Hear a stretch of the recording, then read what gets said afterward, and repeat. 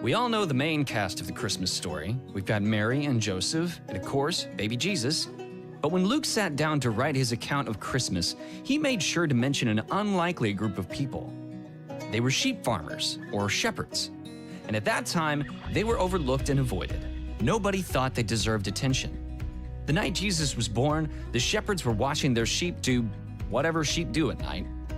Suddenly, an angel of the Lord appeared to them. This was terrifying. The shepherds and their flocks were speechless. Seeing them tremble, the angel said, "Do not be afraid. I bring you good news of great joy that will be for all the people." In other words, chill out. I've got a special message, and I need you to share. Their jaws dropped.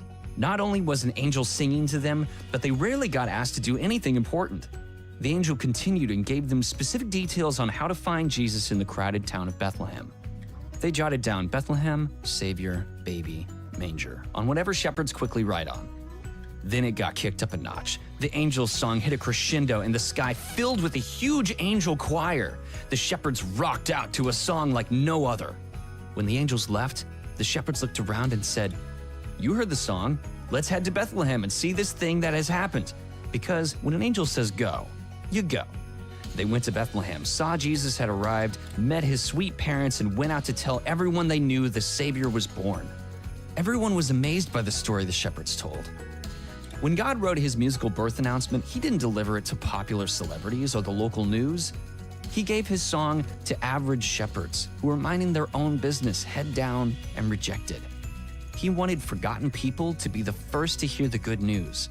Jesus is here.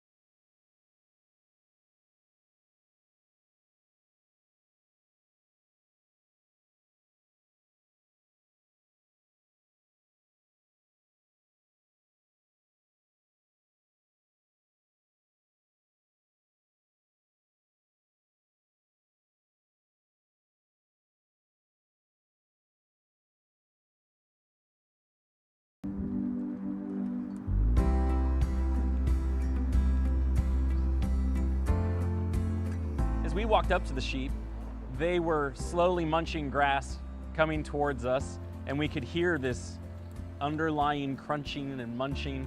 And there were a couple of them that were wearing the bells, so you could hear a couple ringing, and we were trying to figure out which one has the bell around its neck. There was one that looked to be lame, and so he was slowly following all the rest of them. And then to see this young boy, who barely looks like he's in his teens, was leading this flock of dozens of sheep around. And it was just really sweet to watch. It was very tender.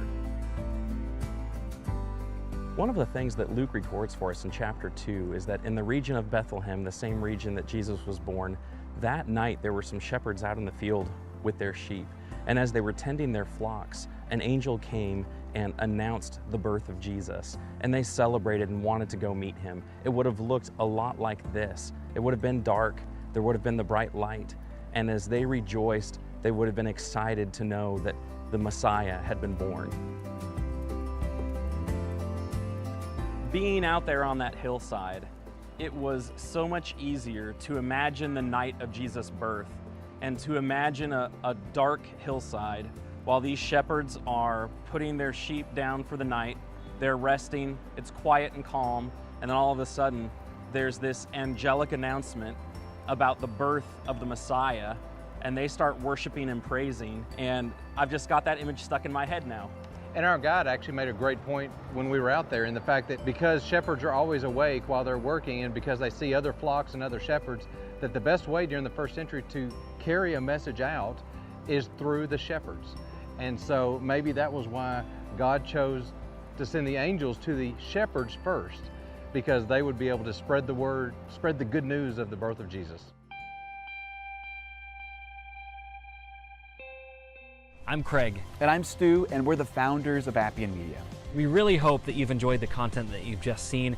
This was only made available through the generous donations of so many of you. We believe that the world should have biblically accurate, visually engaging content about the Bible, and it should be free for everyone.